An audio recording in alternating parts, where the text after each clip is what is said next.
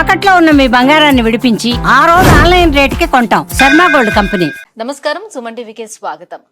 మార్చి నెల ద్వాదశ రాశుల వారికి ఏ రకంగా ఉండబోతుంది, గ్రహ స్థితిగతులు ఎలా ఉన్నాయి, ఎటువంటి ఫలితాలను ఇస్తున్నాయి, ఎటువంటి పరిహారాలను వీళ్ళు పాటించుకోవాలి, ఈ అంశాలన్నీ తెలియజేసేందుకు మనతో పాటు ఉన్నారు ప్రముఖ జ్యోతిష్య రత్న, జ్యోతిష్య చక్ర వైభవ నిపుణ డాక్టర్ రాళ్లపల్లి రవికుమార్ గారు. గురుగారు నమస్కారం. నమస్కారం. గురుగారు, ద్వాదశ రాశుల వారికి ఈ మార్చి నెల ఎలా ఉండబోతుందో తెలుసుకునే ముందు నవగ్రహాల స్థితిగతులు ఎలా ఉన్నాయి, ఎలాంటి ఫలితాలను అందిస్తున్నాయి? శరదిందు సమాకారే పరబ్రహ్మ స్వరూపిణి వాసరాపీఠ నిలయే సరస్వతి నమస్తే. సుమన్ టీవీ ప్రేక్షకులకు నమస్కారం. మార్చి నెల 2025 నవగ్రహాలు ద్వాదశ రాశుల్లో ఎక్కడ ఉన్నాయి ఇప్పుడు తెలుసుకుందాం. ముందుగా సూర్యుడు వచ్చేసి మనకి మీన రాశిలో ఉన్నారు. అలాగే కుజుడు మనకి మిథున్ రాశిలో ఉన్నారు. అలాగే రాహు వచ్చి మనకి మీన రాశిలో ఉన్నారు. గురువు మనకి వృషభ రాశిలో ఉన్నారు. శని స్వస్థానమైన కుంభరాశిలో ఉన్నారు. బుధుడు నీచస్థానమైన మీన రాశిలో ఉన్నారు. కేతు కన్యా రాశిలో ఉన్నారు. శుక్రుడు మటుకు మీన రాశిలో ఉచ్చస్థానంలో ఉన్నాడు. కాబట్టి ఒకటి స్వస్థానం శని, శుక్రుడేమో మనకి ఉచ్చస్థానంలో ఉన్నాడు మీనంలో. అలాగే నీచస్థానమైన మీనంలోనే బుధుడు కూడా ఉన్నాడన్నమాట. ఇవి నవగ్రహాలు ద్వాదశ రాశుల్లో మార్చి నెల అంతా ఈ స్థానాల్లో ఉంటాయి. గురుగారు, ఇక మకర రాశి వారికి ఈ మార్చి నెలలో ఎలా ఉండబోతుంది? మకర రాశి అనగానే మనకి ఉత్తరాషాఢ 2-3-4 పాదాలు, శ్రవణం 1-2-3-4 పాదాలు, ధనిష్ట 1-2 పాదాలు, ఈ నక్షత్రాల సమూహంతో మనకి మకర రాశిలోకి వస్తుంది.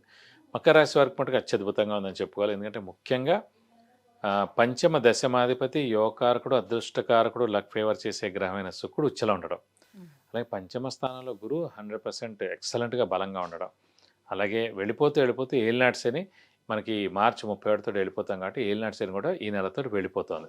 కాబట్టి వెళ్ళిపోతూ ఖచ్చితంగా మేలు చేస్తాడు. కాబట్టి గత 7.5 సంవత్సరాల నుంచి పడ్డ కష్టాలు ఏ విషయంలో అయినా సరే, నిందలు, అపనిందలు, డబ్బు ఖర్చు, మానసిక ఆందోళన, స్ట్రెస్, స్ట్రెయిన్, అనారోగ్యం, చిన్న సర్జరీలు ఏమైనా జరగడం. ఎందుకంటే కరోనా టైం కరెక్ట్గా అప్పుడే వచ్చింది కాబట్టి ఎక్కువగా మకర రాశి వాళ్ళు ఎక్కువగా ఇదయ్యారు కరోనా ఎఫెక్ట్. కాబట్టి మా మకర రాశిలోకే వచ్చిందన్నమాట ఆ టైంలో కరెక్ట్గా.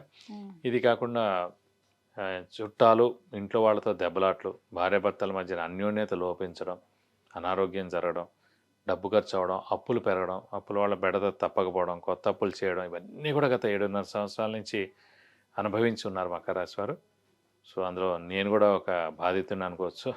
నాది మకర రాశి కాబట్టి ఖచ్చితంగా ఈ నెల నుంచి మటుకు మీరు అత్యద్భుతంగా ఉంటుందన్నమాట ఖచ్చితంగా చెప్పగలను. ఎందుకంటే చెప్పగానే గురుబలం ప్రస్తుతం పరిపూర్ణంగా ఉంది. ఏలినాటి శని వెళ్ళిపోయి తృతీయ స్థానంలోకి శని ప్రవేశిస్తాడు.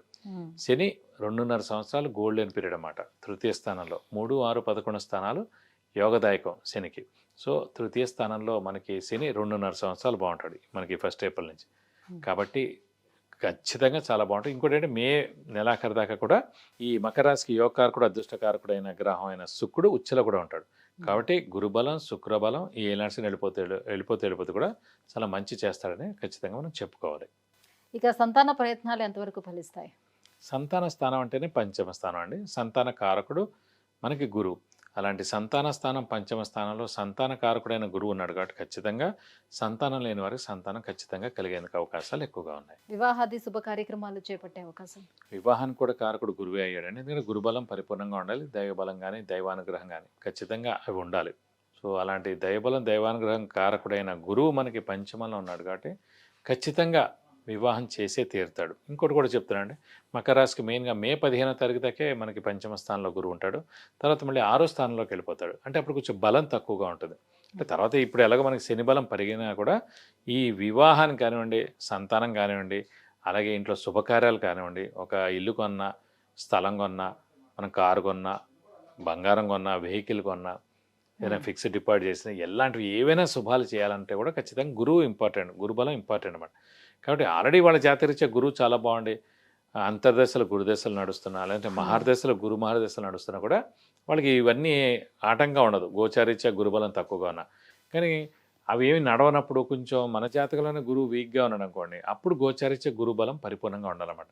ఇప్పుడు మకర రాశికి మే 15 తర్వాత కొంచెం గురుబలం తగ్గుతుంది కాబట్టి ఈ లోపలనే మీరు ఏదైనా సరే వివాహం కానివ్వండి, సంతానం కానివ్వండి, గృహం కానీ, వాహనం కానివ్వండి, సో ఏదైనా బంగారం కొన, ఏదైనా సరే మే 15 లోపలనే మీరు గట్టిగా మానవ ప్రయత్నం మీరు చేస్తే కనుక ఖచ్చితంగా ఇవన్నీ జరిగేందుకు అవకాశాలు ఎక్కువ. శని కూడా మరి మార్చి 30 తర్వాత చేంజ్ అవుతున్నారు కదా, ఆ తృతీయ స్థానానికి వస్తారు ఇప్పుడు ఏంటంటే ప్రస్తుతం మనకి సెకండ్ హౌస్ లో ఉన్నాడు. ద్వితీయ సో స్థానం తృతీయ స్థానంలోకి వెళ్తాడు. తృతీయం చెప్పండి 3, 6, 11 స్థానాలు చాలా యోగదాయకంగా ఉంటుంది. 3వ స్థానంలోకి వచ్చిన తర్వాత 2.5 సంవత్సరాలు అక్కడ ఉంటాడు.